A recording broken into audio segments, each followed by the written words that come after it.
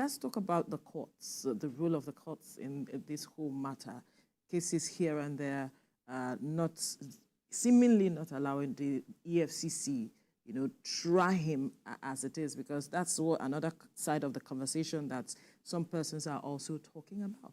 Well, yes, we will definitely look at that. Now, under our laws, we have fundamental rights. If you look at Section 36 up to 42, even 45, it says a man is assumed innocent until proven guilty. Yeah. So whatever allegations the EFCC brought against Yahaya Bello is still in the realm of speculation, and we cannot really convict him on that. Some of us have gone very emotional about it because we know the pattern, we see these things, and we recall what happened under his tenure, the 8 years he spent in the state. Not many visible development happened there. So, and even if you look at, you can actually look at how much money came into the coffers of the state over time, vis-a-vis the amount of development in the state. So that even if you don't have the facts, you could put those two together and, make something out of it. That's one. But as far as it is innocent until proven guilty. That's one.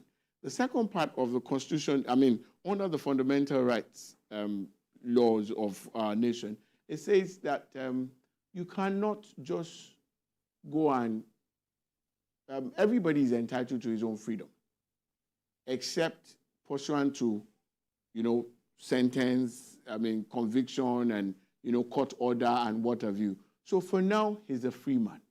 There's no order restraining him.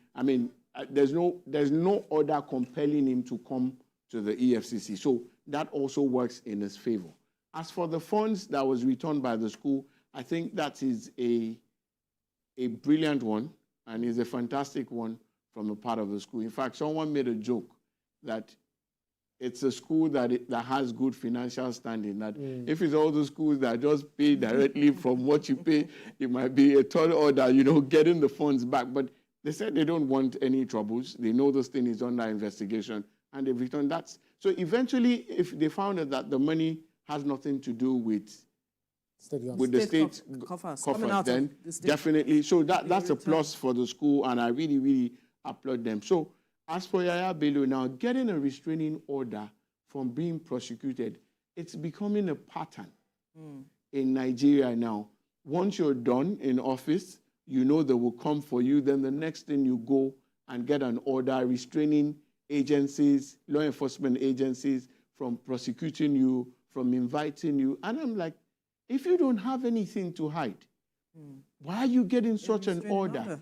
In fact, we've had in some cases, there's a particular case in Nigeria where someone got a perpetual restraining order where you cannot do anything for the rest of his life. Right. So if you want to fight corruption in the system, I don't think such orders should be granted by the courts. So the courts are complicit in we're not being able to fight corruption. Is that what you're saying?